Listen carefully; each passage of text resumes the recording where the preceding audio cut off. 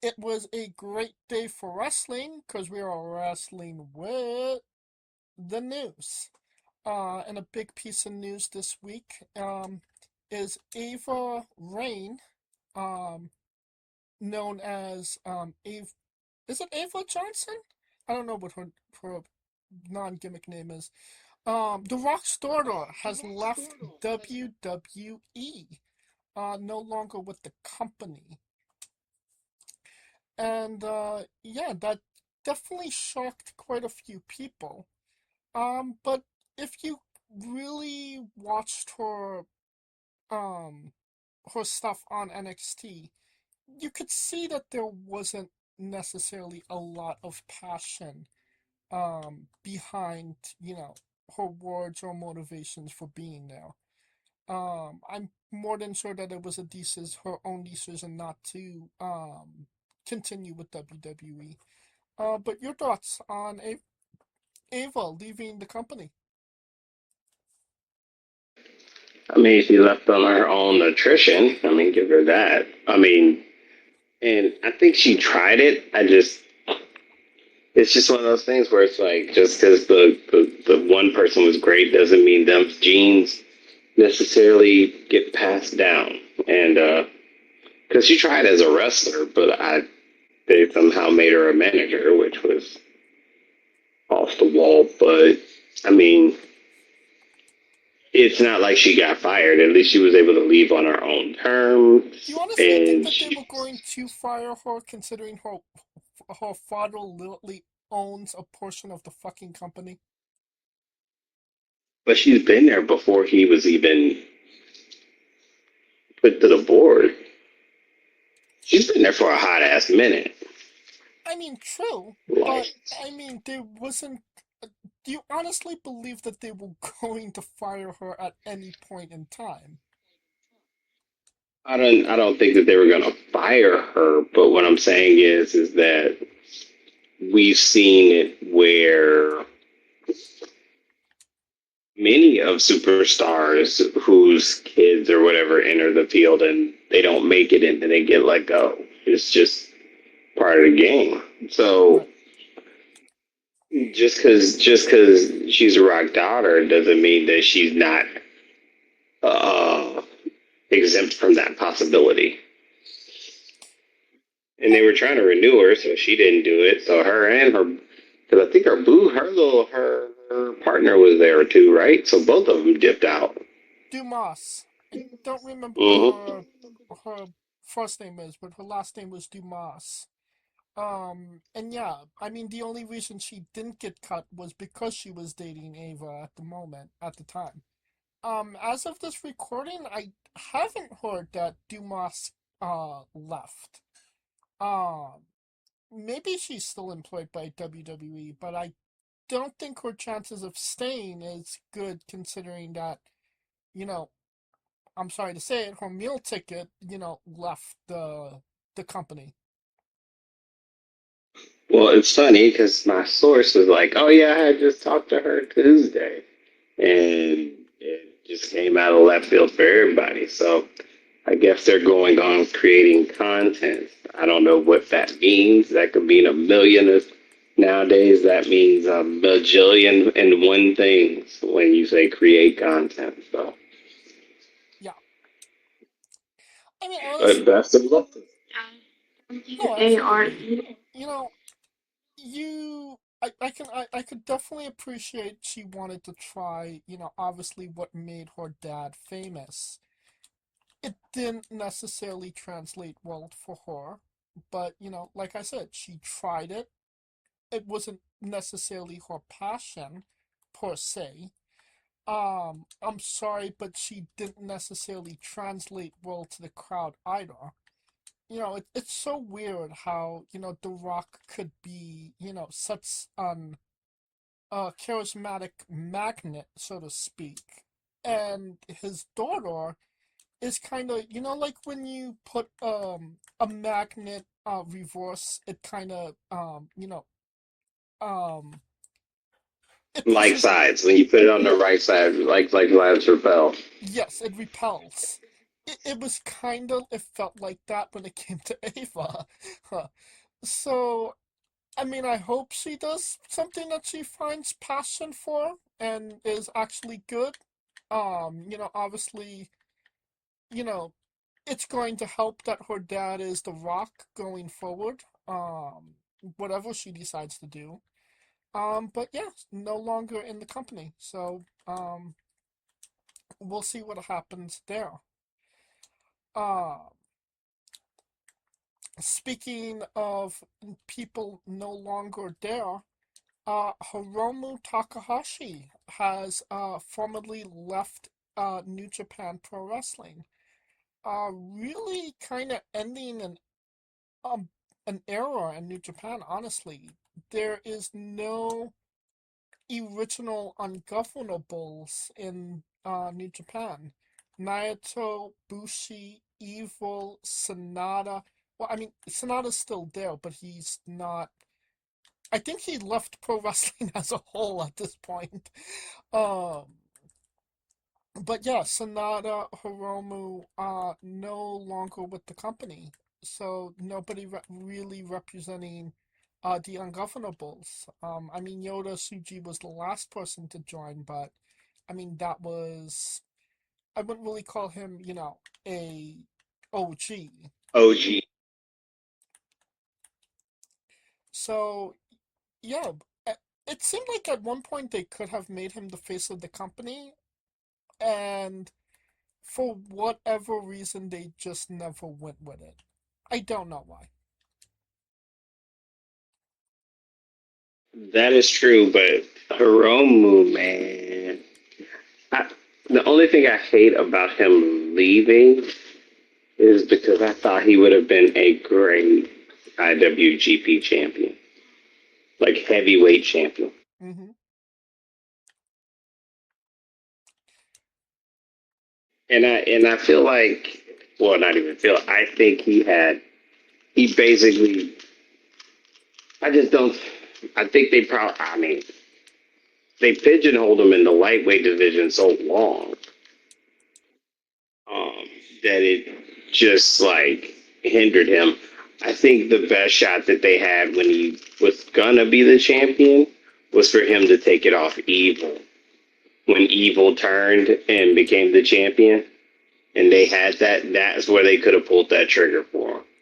And keep in mind, that was Oh, 5 years ago. yes. 6 years ago. My bad. 6 years ago. It was 6 years ago. Yeah.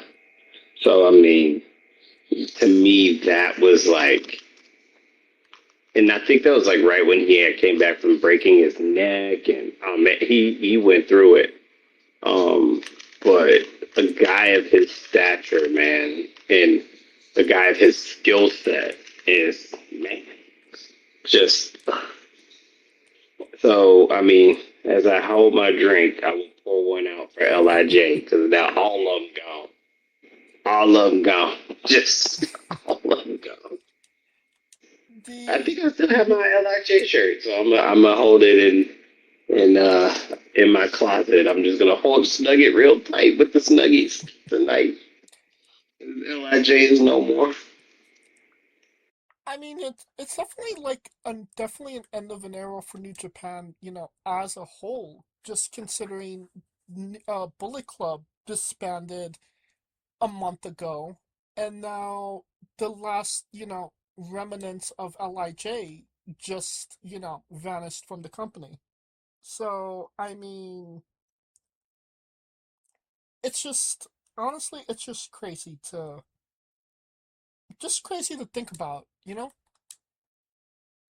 The one thing I loved about Lij, over, and the one advantage I think they had over all the other factions there, that it was only just five people for like the longest. It Right. literally was just them.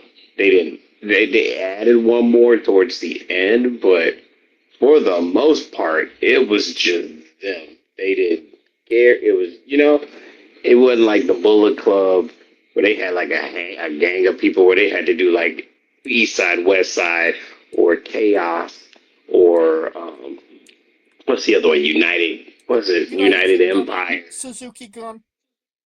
Suzuki Gun? Yeah, yeah. The one thing that that's the biggest key I loved about it. They were pretty much like the Japanese Four Horsemen to me. They never really, except like they didn't change the parts. They just kept it all the same.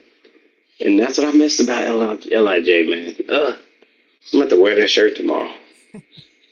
I mean, I still wear the cap, the baseball cap regularly. So, I mean, still very prominent in my dress wear. Um, but yeah, um, with them leaving, maybe this is just a bit of pop culture news, but as a lot of people know, Bad Bunny won Artist of the Year or Album of the Year or something of the year at the Grammys. um, He won the Grammy for Best Album, becoming the first Latin star to win the Grammy for Best Album. there, Speaking fully Spanish. Yes. there you go. And obviously, well, later today, he'll be performing at the Super Bowl. And he is actually expected to be back in WWE sooner rather than later. Um, are we going to see a Bad Bunny match at WrestleMania? Honestly, I had two requests. One for him to perform Booker T at the halftime show. I tell everybody, if he does Booker T, I'm happy. But if you don't put a wrestling reference in this show, we fighting, Bad Buddy. We fighting. And two, I think honestly it could work. I mean, him and Logan Paul could be good. Um, uh, Stupidly enough, I thought the same thing. But, but I also feel like, and I'm sorry, but it's a waste of Logan Paul. It's, I mean, he would be the most logical sense to put against Bad Bunny, but that helps Bad Bunny. I don't see where it helps Logan Paul all that much to wrestle Bad Well, Bunny. because it's more or less it helps him because he's getting an audience that he potentially hasn't tapped into, which is the Hispanic audience. Where would Logan Paul need to tap into this Mexican audience? Because I'm gonna let you know why. Because here in my city, predominantly Hispanic, they know who Logan Paul is and they drink his primes. So if you don't think that if if Abuela is trying to figure out who Logan Paul is or don't know who, you know, just tap into it. I think it's just more of an eyeballs view match. Although he could come back and team with Damien. Damien's a good guy now, so maybe a tag match with him and Damien versus somebody. So I mean, it's a matter of how he's going to come back. Because if he was going to come back, he should have just came back at the Rumble. To be quite honest, um, I don't think he because could have, just logistically. well, logistically, but what I'm saying logically, it would have been easier to see the gauge who he could have a potential match with, right? That's what I mean. Or What he could be probably an ambassador for AAA. Because, I mean, considering that they own AAA now. Well, what about, you mentioned, Damian Priest. What about Dominic Mysterio? Ooh. I mean, you want to go with Dom Mysterio, you want to expose him to a larger audience. The people that know Bad Bunny, a large portion of people know who Rey Mysterio is. So you say, hey, this is Rey Mysterio's kid. And, it immediately piques interest in people. You know what I mean? I mean, I know what you mean. The issue there I have, the only issue that can arise is who's going over, pal? Who's going over? I mean, Damien, it was easy for Damien to go over, and he was more than willing to go over for Bad Bunny because it was basically two Puerto Ricans fighting each other in Puerto Rico. Uh, but with this, it can have certain implications because if you're thinking it's Puerto Rican versus Mexican, and I'm gonna let you know right now. Mm-mm, mm-mm. I mean, is there any other Puerto Rican wrestlers there that he could wrestle? I mean, other than Zelina Vega? I mean, Damian Priest.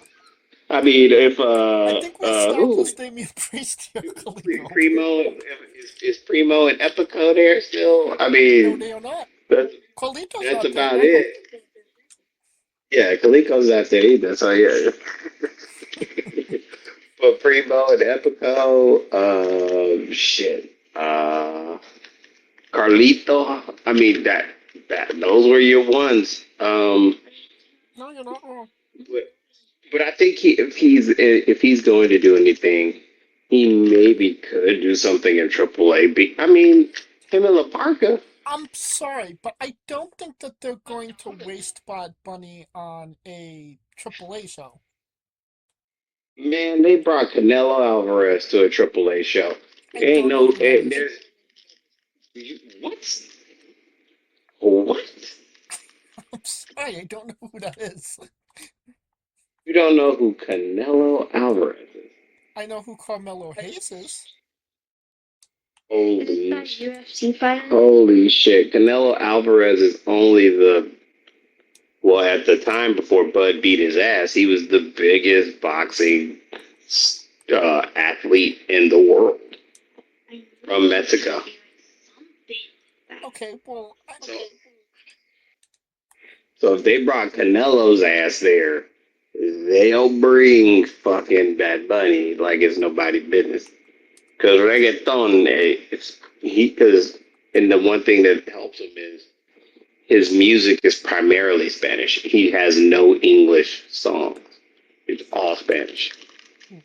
So the appeal is there. I mean, the Him song. beating up on what is it? La Hamburguesa. There you go. I mean, the sounds may be out there, but you know, Bad Bunny's kind of like a feminist icon at this point. What if you have him team with Kit Wilson, and they could be, fight Toxic Oh Toxicity together. hell Get no! Kit Wilson over a bit. Bad Bunny is already fighting America because people think he's not American. So don't team the What? don't team him with the Let's, British guy. yeah. Let's not. Let's one step at a time, my man. Let's just one step at a time. But speaking of the UK, a new NXT champion was crowned, and if you believe in him, if you say his name, he shall appear. Joe Hendry is your new NXT champion. Um, Low-key, I was surprised that they went with Joe, considering, Ricky was right there, and it seemed like Ricky was the logical choice. Um, but I mean, they didn't bring Joe Hendry just to be a jobber, and um, maybe I mean I could have definitely saw him win at like a stand and deliver, but no, they pulled the trigger now, and honestly, it was a pleasant surprise, and I popped when he won. What say you, Kaliko? I mean, he was probably the most logical choice. I mean, to be quite honest, if it wasn't for Javion getting called up and getting caught in that custody battle for his services between the main roster and NXT, it would have been Javion to me. Um, Oh yeah. and you want, and I think Joe Hendry being the champion, especially a face champion, he's able to rise up the level of competitions of the people that are trying to come up.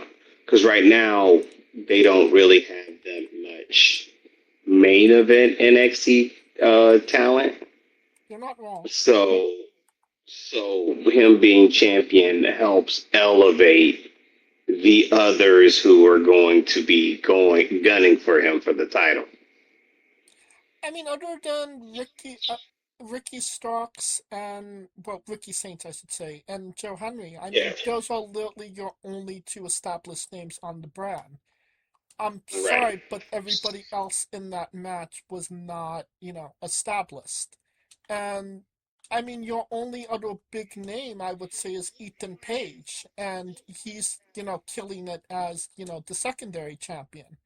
So He's killing it as not only the secondary champion, but AAA mixed tag champion. basically, he's killing everything he's doing.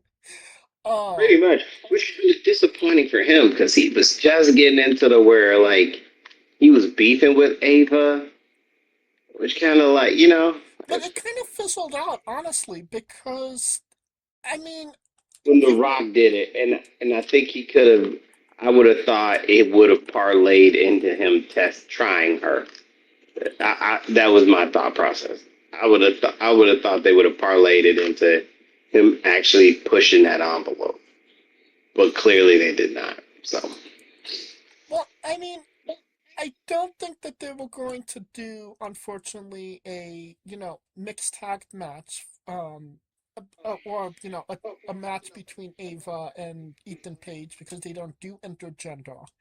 I mean, they could have did something with Chelsea with an intergender match, but obviously, clearly, Ava could not perform, in the ring. So clearly she couldn't wrestle. Yeah, yeah, so I mean, it kind of was you know they were trying they made the best of what they could with what they had. Unfortunately, they didn't have a lot, but yeah, I mean, back to my point. I mean, Ethan Page is one of their biggest stars, but he is just killing it. Everything that he's doing on the secondary level. Um, but everybody else in that ladder match was primarily still trying to come up. Um, I mean, Keanu is that was his second match ever. Shiloh Hill is going to be a megastar one day. It's going to happen. You just kind of have to wait for it. Um, the guy from Dark Stain. I mean, I see some potential there, but definitely not a superstar yet. They're trying to do something with Miles Bourne. Not quite there yet. So I mean, it was between Saints and Henry for sure.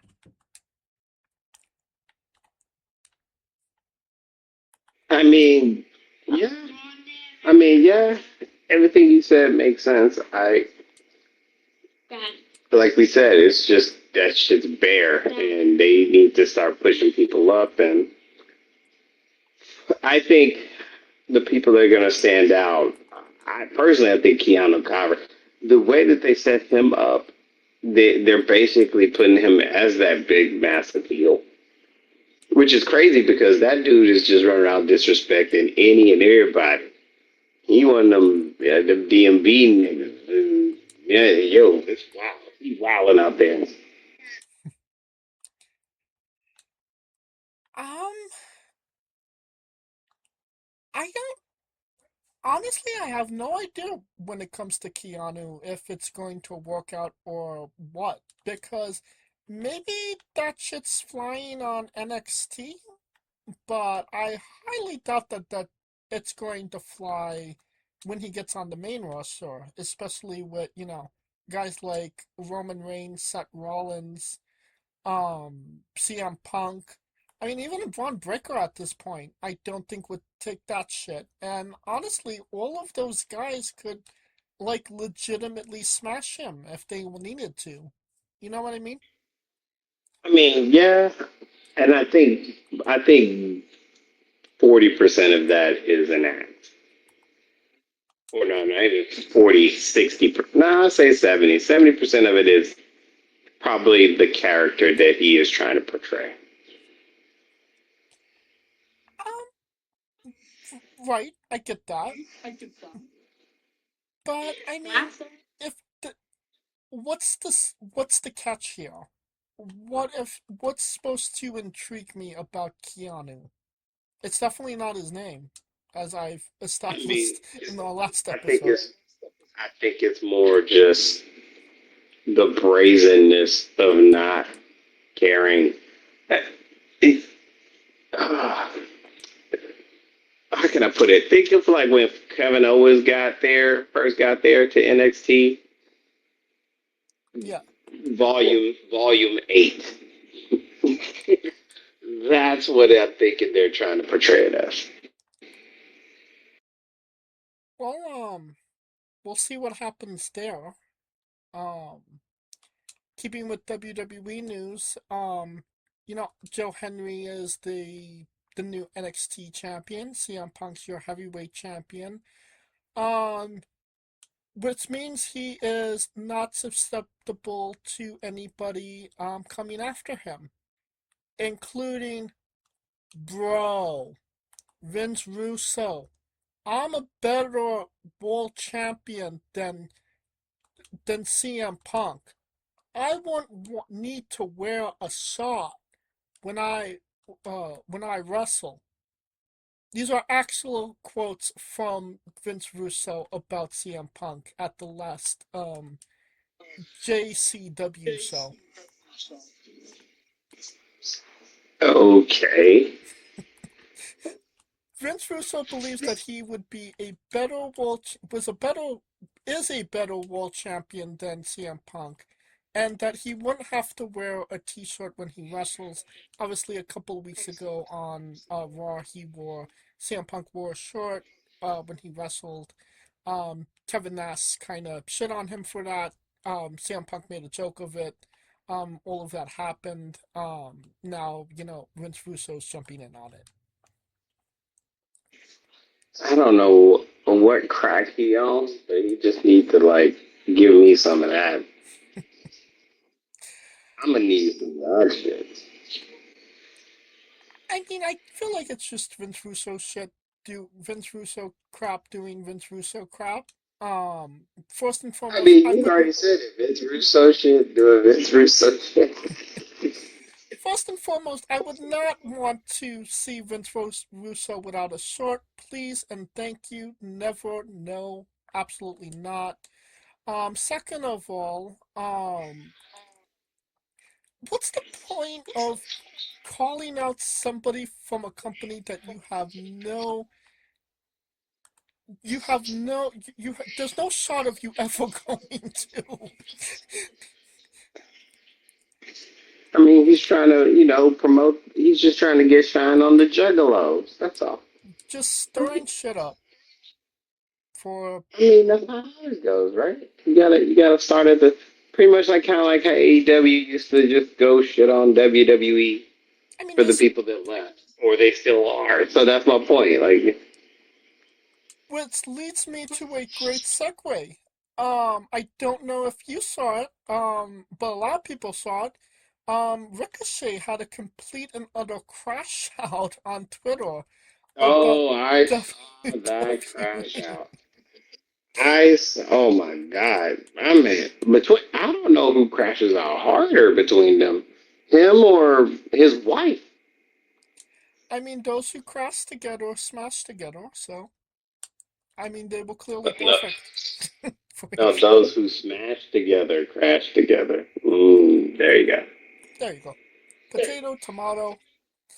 Um, but yeah, for anybody that doesn't know, I don't even know what caused the crash out to start, but he went to Twitter and said that WWE completely destroyed his legacy With as his love too. That was the thing. It yeah, was about the love of it, and he felt like he didn't have the love because he would rather have. So for the audience, he basically went on a tirade about how he'd rather have wrestled in the Indies because he feels like he has a passion for it more so there than the WWE, and that the WWE has a tendency of killing legacies of wrestlers who are more known on the independents. Now,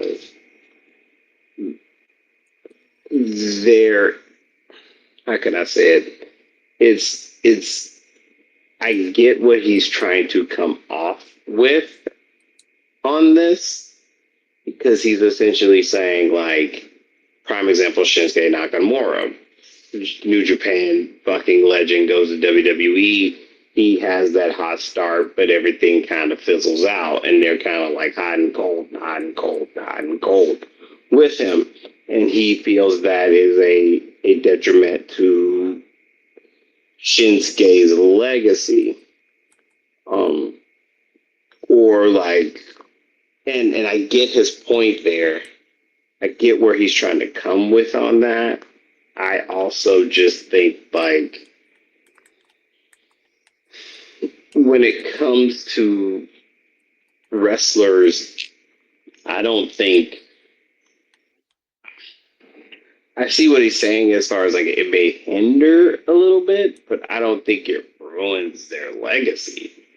no. Uh, because I mean, if that was the case, then AJ Styles would kind of, his 10 year, you're basically saying that WWE is kind of like the make or break over their overarching career. And I don't think that would be the case. I Absolutely. mean, Athena's legacy is probably better now than it was in WWE. And I also think that, WWE became a pivotal point in her legacy. Like you can't, I guess people are just thinking like, okay, people are just standing catering or whatever the case may be. But if people are tired, they go out and bet on themselves, and then they come back and be better. I mean, it happened for Cody, it happened for Drew, it happened. You know what I mean? So, Right. so for everyone, he's saying it killed a legacy. You can make the argument that there are people that left, did well, came back, became bigger. So the fact of the matter is, not everybody is going to translate well to a WWE crowd. Some people do it quite well, like an a la AJ Styles, a Tyler Black. People know him as Seth Rollins now. That's Rollins. Um, I mean, Kevin, yeah, I mean, Asuka's the perfect example. No one outside of the wrestling community knew who Asuka was. And you remember everything we kept saying when Asuka lost to Charlotte at WrestleMania, and people were like, "Oh my God, they fucking ruined her," and she's just been killing it.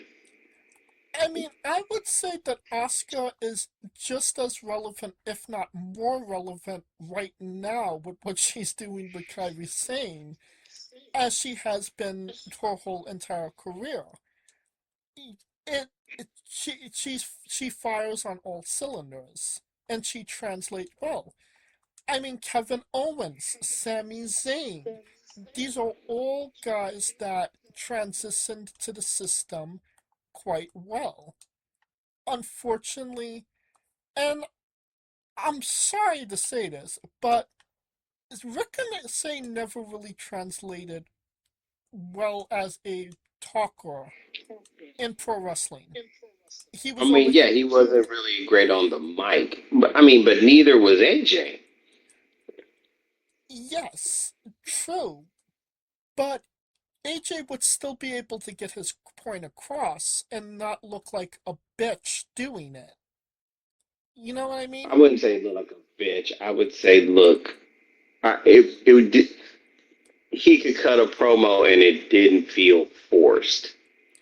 Well, I mean, do you remember when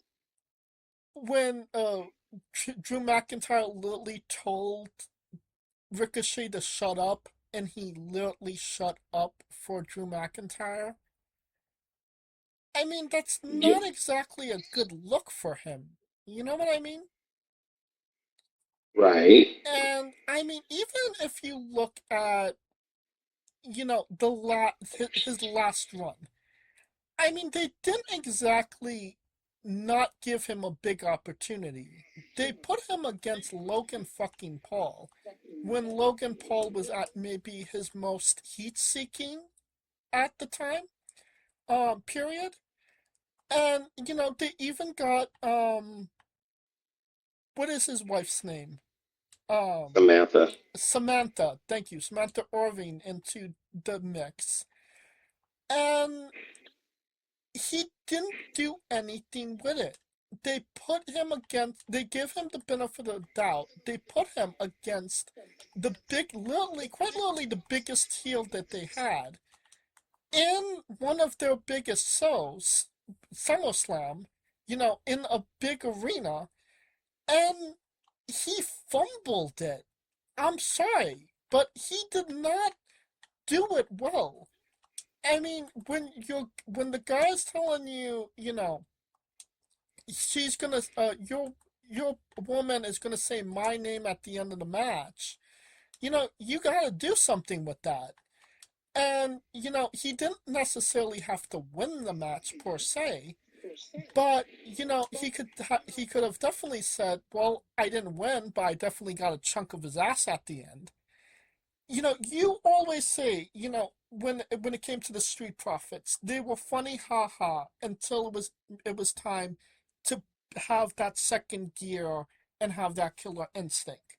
We never saw that out of Ricochet. Ricochet. He and And he had ample opportunities to show it, and he went further into his shell rather than come out of it.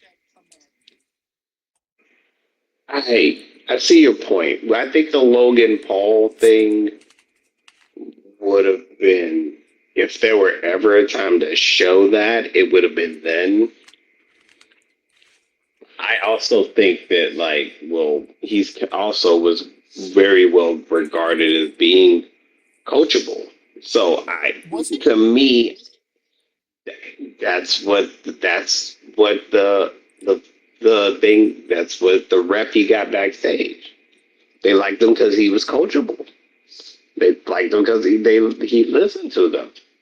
And maybe he thinks that him listening to them made him not really like wrestling no better or lose the passion for it because he was doing what he felt was the right thing and it or being the right guy. Kind of like Natalia, in a sense. And that was one of the points he made. He didn't want to put people over. He felt that his job was to put people over while desecrating his own, you know, career, his own legacy. But I don't, I mean, I don't feel like putting people over is a bad thing. And again, you're I talking mean, about AJ put James Ellsworth over. I mean, people put. I mean, the same with like. I mean, that's segue. Chelsea Green, for some odd reason, people think that she's that way, and the thing is that if the audience does the audience see you that way? I mean, you're talking about somebody that had a match with Brock Lesnar. How many guys actually get an opportunity to be in a segment with Brock Lesnar, let alone a match with Brock Lesnar? True. I mean, true. I just also. I mean. I also just think maybe that's not the highlight for him. I mean, it's I it that just that's not his best moment. He doesn't. And he also just. I mean, him saying that is kind of like how Dean was like that. Dean Ambrose was like that when he was like, I was depressed and didn't want to get out of bed, and when he was in WWE, hmm and now he's in AEW and he feels like he's able to focus on. Because keep in mind, AEW, that's all they do is wrestle. They don't go on the shows. They don't go on tours. They don't do all the, yeah. the sports centers and they don't do all of that. They just crash They out don't. on Twitter. I mean, yeah, crash out on Twitter. I mean, they crash out on Twitter, but then they just do the wrestling and go on their way, and then go to do other shows. So it's not like they're beholden to anything. And if they don't have to do it if they don't want to do it. I just feel like if you were really, happy with where you was, you wouldn't be talking about all of the reasons you were unhappy somewhere else. Maybe that's just my Well, opinion. I mean, somebody probably brought the question up and hit them up with it. So And I mean, all you have to say is, I he appreciate that. crashed the hell out. He did. He crashed the fuck out. I mean, all you have to say is, I don't want to talk about WWE. I'm in AEW. I appreciate if you liked me in WWE. That's like literally all you had to say. And you No, he decided to was not have gonna do a crash out about it. that. No, he wasn't gonna do that. Well, Him or Samantha has. What yeah. do you expect? Well, I mean, talking about somebody that transitioned from to WWE, well, and now is transitioning into AEW. Tommaso Ciampa, wildly enough, again, made the transition to AEW. Felt it was a better fit for him. No problems there. He already won the TNT Championship from Mark Briscoe. Um, Good on him. I would make the argument it was maybe not the best time to take the belt off of Mark. My opinion, but I could obviously understand where, they want people talking about Tommaso now. So, you know, that's how it went. So yeah, congratulations to Ciampa. What anything you have to say about it, Kaliko? I mean, best of luck to him. I mean, clearly he in the same boat as Ricochet. I mean, people just, maybe they feel like there's a ceiling that they can't crack, so they got to go crack it somewhere else and then come back with leverage. Well, I mean, from what he said, he preferred being on the alternative than the main. Um, if he would have stayed on NXT, he would have been fine with that, but they put him on the main roster, and he wasn't necessarily into that. But I mean, that's completely fine.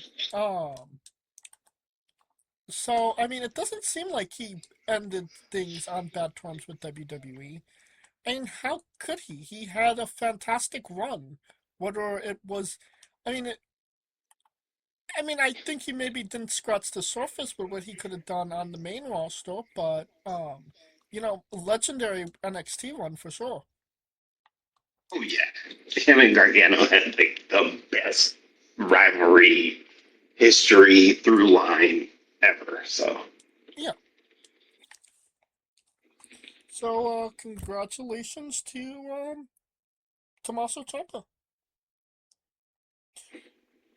Right. That will conclude our coverage of the news. And now a quick word from our sponsors. Hey, folks, this is the Colossal Mike Law, and you are listening to Wrestling with Entertainment. Enjoy the show, support these guys. We appreciate it very much. We'll see you at ringside.